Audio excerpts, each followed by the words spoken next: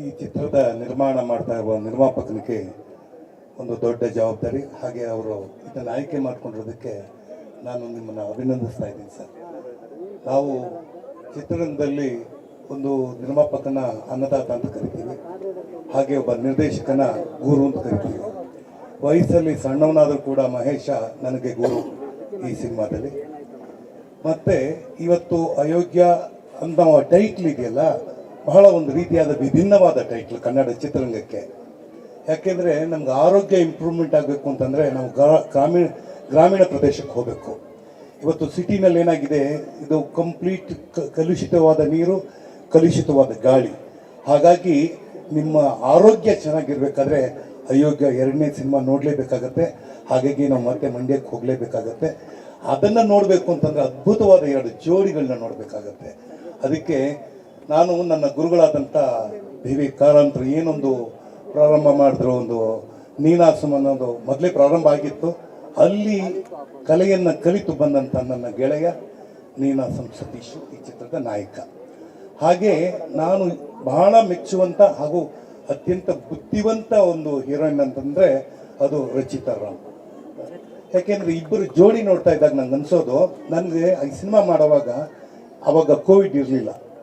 ಈ ಕೋವಿಡ್ಗೆ ಮುಂಚೆ ಈ ಸಿನಿಮಾ ಆಗುತ್ತೆ, ಈ ಸಿನಿಮಾದಲ್ಲಿ ಒಂದು ಪಾತ್ರ ಮಾಡಬೇಕು ಅಂತ ಹೇಳಿದಾಗ ಬೇಕಾದಷ್ಟು ಆಯ್ಕೆಗಳಿದ್ದಾರೆ, ಬೇಕಾದಷ್ಟು ನಟಗಳಿದ್ದಾರೆ.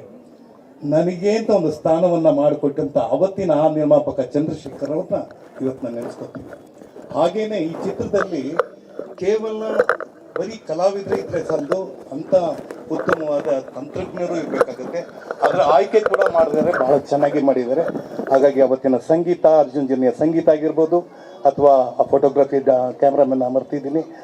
ಹಾಗೆ ನನ್ನ ಗೆಳೆಯರಾದಂಥ ಅನೇಕ ಜನ ಇಲ್ಲಿ ಕೂತಿದ್ದಾರೆ.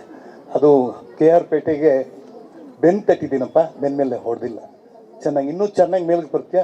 ಹಾಗೆ ನಮ್ಮ ಭರ್ಜರಿ ಚೇತನ್ ಅವರು ಕೂಡ ಬಹಳ ನನ್ನ ಅಚ್ಚುಮೆಚ್ಚಿನ ನಿರ್ದೇಶಕರು.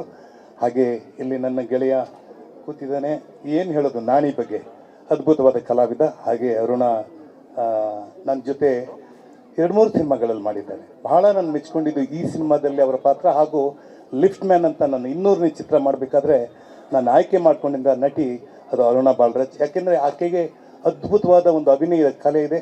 ಹಾಗಾಗಿ ಅವರು ಕೂಡ ಈ ಚಿತ್ರದಲ್ಲಿ ಮತ್ತೆ ಮರುಪ್ರವೇಶ ಮಾಡ್ತಾಯಿದ್ದಾರೆ. ಹಾಗೂ ನಮ್ಮ ಪಾವಗಡ ಮಂಜು, ನಾನು ಅವ್ರನ್ನ ನೀವು ಇದ್ರಲ್ಲಿ ಮಾಡಿದ್ರಾ, ಇದು ಬಿಗ್ ಬಾಸ್? ಹೌದು, ಅವರು ಇವಾಗ ಅವರೇ ಬಿಗ್ ಬಾಸ್ ಈಗ ನಮಗೆಲ್ಲ.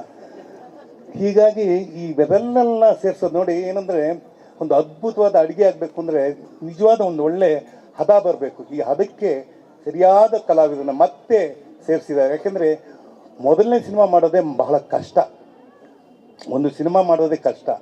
ಅದು 6 ವರ್ಷದ ನಂತರ ಕೋವಿಡ್ ಎಲ್ಲ ಕಳೆದು ಎಷ್ಟೋ ಜನ ನಾವು ಕಳ್ಕೊಂಬಿಟ್ಟಿದ್ದೀವಿ.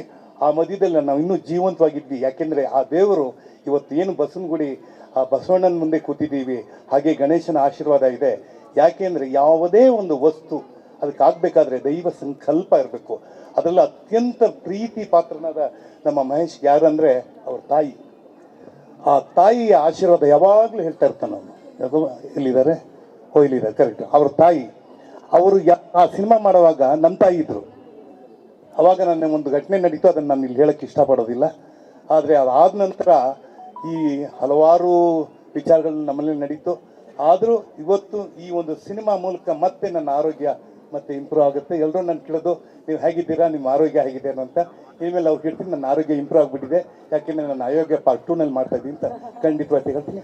ನಮಸ್ಕಾರ, ಜೈ ಹಿಂದ್, ಜೈ ಕರ್ನಾಟಕ. ಸ್ವಾದಿಷ್ಟತೆಯ ಸ್ವಾದ, ತಾಜಾತನದ ಆಹ್ಲಾದ, ಉತ್ತಮ ಆರೋಗ್ಯ ಮತ್ತು ಹೆಚ್ಚಿನ ರೋಗ ನಿರೋಧಕ ಶಕ್ತಿಯ ವೃದ್ಧಿಗೆ ಈಗ ನಿಮಗೆ ಸಿಗುತ್ತಿದೆ ಉತ್ತಮ ಗುಣಮಟ್ಟದ ಪೌಷ್ಟಿಕಾಂಶ Shri Vaidik millet health mix. ಇದು ಸಿರಿಧಾನ್ಯಗಳ ಸಂಪತ್ತು.